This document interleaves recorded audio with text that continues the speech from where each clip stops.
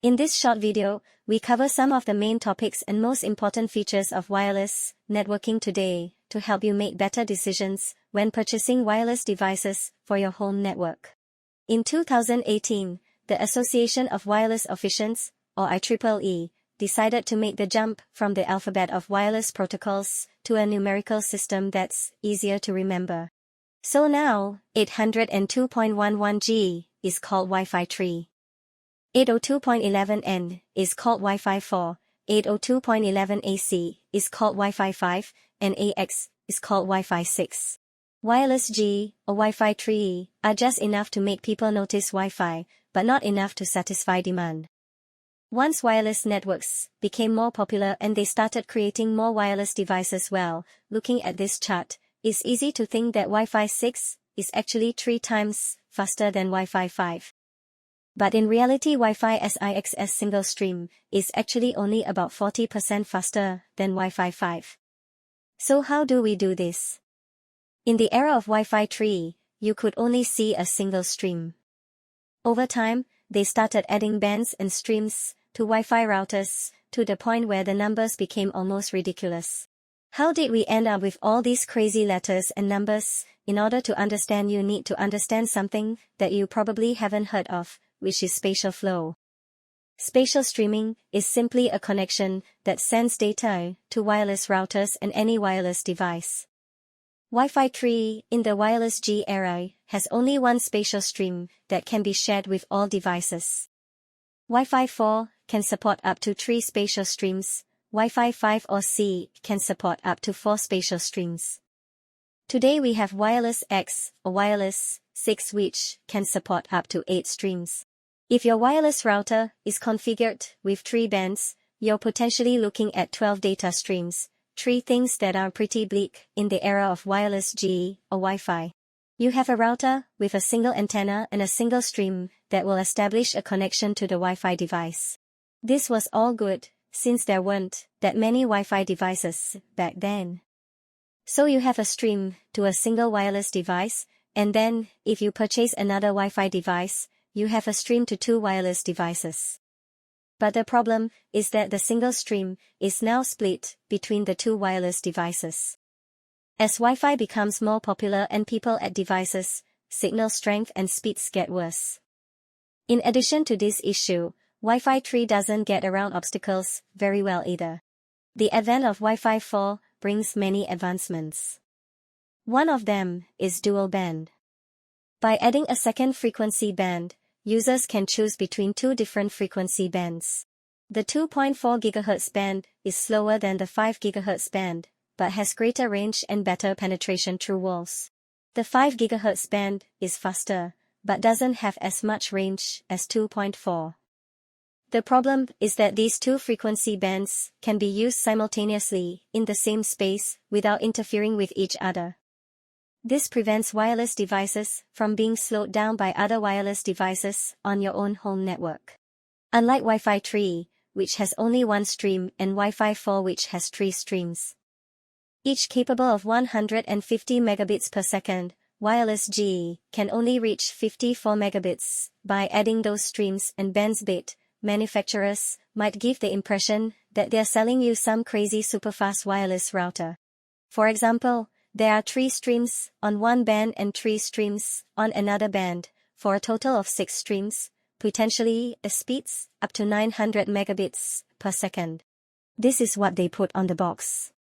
Most devices can only receive 1 or 2 spatial streams, but that doesn't stop manufacturers from using it as a marketing gimmick.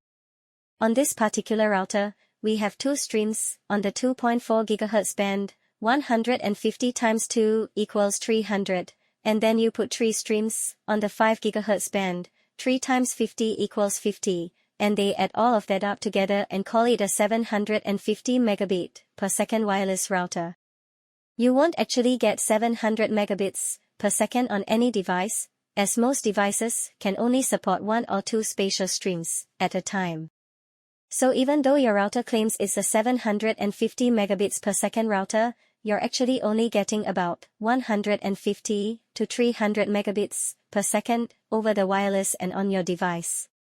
The question remains why 54 is still a huge improvement over Wi-Fi 3. A typical dual-band wireless router you find on the market has one band at 5 GHz and the other at 2.4 GHz. They will have 3 spatial streams on the 5 GHz band, which is Wi-Fi 5. 3 Wi-Fi spatial streams are placed, 4 of which are in the 2.4 GHz band, equivalent to 450 megabits per second. To get the most from this Wi-Fi 5 router, you need to purchase a Wi-Fi 5 adapter for your Wi-Fi 5 enabled laptop or device. Additionally, the device must support MIMO if you want to connect multiple spatial streams at once. On this wireless router, if you have a device connected to the 5 GHz band, which has only one spatial stream, you will get speeds of up to 433 megabits per second. Realistically, add in the fact that you subtract 30% for overhead and other types of interference, not to mention the range of Wi-Fi 6, and that number is reduced significantly, a trend that continues. Wi-Fi 6 signals are actually only about 40% faster than Wi-Fi 5.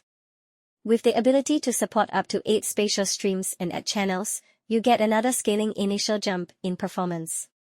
To realize the benefits of Wi-Fi 6, you need to have a Wi-Fi 6 device or get an adapter for a Wi-Fi 6 enabled device. When shopping for a wireless router, you may come across a variety of words and abbreviations that may mean nothing to you without doing a little research. You'll find it on your wireless router, but it directly affects your network performance and the price you pay at checkout. The first feature is MIMO, which stands for multiple input, multiple output. Previously, we discussed the lackluster existence of wireless 3 or wireless G, where a single stream was spread across multiple devices. Now, in this case, each of these 4 devices is actually only getting 25% or a quarter of the bandwidth available on that wireless router. With MIMO-enabled Wi-Fi, devices get a dedicated connection to the wireless router. This happens very quickly, which makes it seem like each device has its own private wireless network, and even then the speeds will eventually slow down as you add more devices, because even then, each device gets its own 100% to connect. It also has to wait and pivot with other wireless devices. So, MIMO comes to the rescue with Wi-Fi 5. Now this didn't happen immediately. It wasn't until the second wave of Wi-Fi 5 that it really took off. So just because you have a Wi-Fi 5 device, doesn't mean it supports it. For MIMO, you will need to check the device documentation to make sure it actually works. So what is MU-MIMO? Is it simple MIMO? For multiple users, this means each device doesn't have to take a turn waiting for a single Wi-Fi stream. This does have its limitations, depending on how many streams you have and what your device supports. This is still a huge leap compared to what we were using with Wi-Fi 3 EMUs. Try to establish a signal connection with the wall and lampshade, and form a connection with the beam, and lock the device and focus the signal in the direction of the device. This results in a stronger, more stable wireless connection. A good way to think about beamforming is to compare the intensity of a light bulb to the intensity of a flashlight's beam. You could probably stare at the bulb all day and it wouldn't bother you, but you wouldn't want to stand directly in the flashlight beam for too long. This is a good example of how strong a Wi-Fi signal using beamforming technology can be. Another acronym you'll see a lot is QoS, which stands for Quality of Service. You can designate certain types of traffic, such as video streaming or gaming instead of file transfers, or you can prioritize certain devices, such as a gaming computer or TV in the living room or computer in the guest room. Each wireless router manufacturer has its own implementation of QoS, and the interfaces will vary.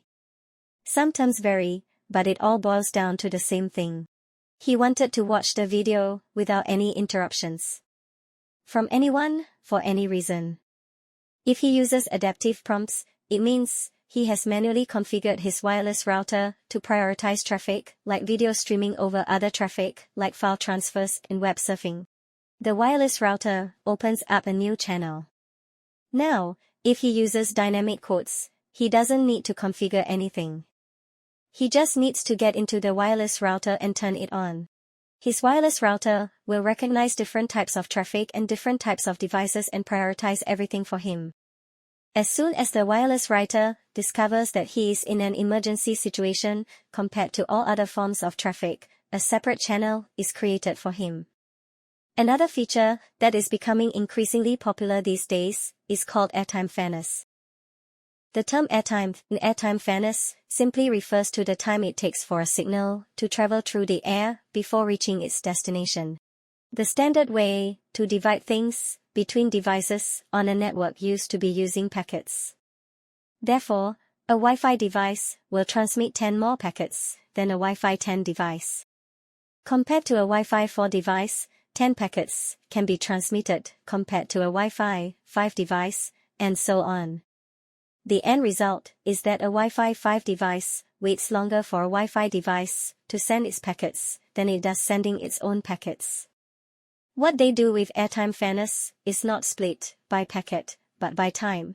The device's Wi-Fi will get a certain amount of time, then the Wi-Fi device will get the same amount of time, then the device's Wi-Fi, and so on. This way, Wi-Fi devices, which may be the more important devices, can send more data. And it doesn't really slow down the device's Wi-Fi speed that much. The end result is an increase in the overall efficiency and throughput of the network.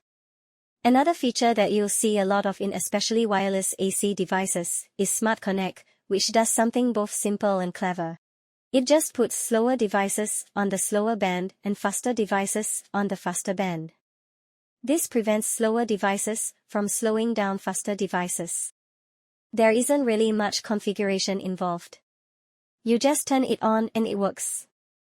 They took this phone off the 5 GHz network and then moved it to the 2.4 GHz network. They moved this PlayStation from a 2.4 GHz network to a 5 GHz network. They took this printer off the 5 GHz network and put it on the 2.4 network. Now everyone is happy and has their own place, and no one gets in the way of anyone else.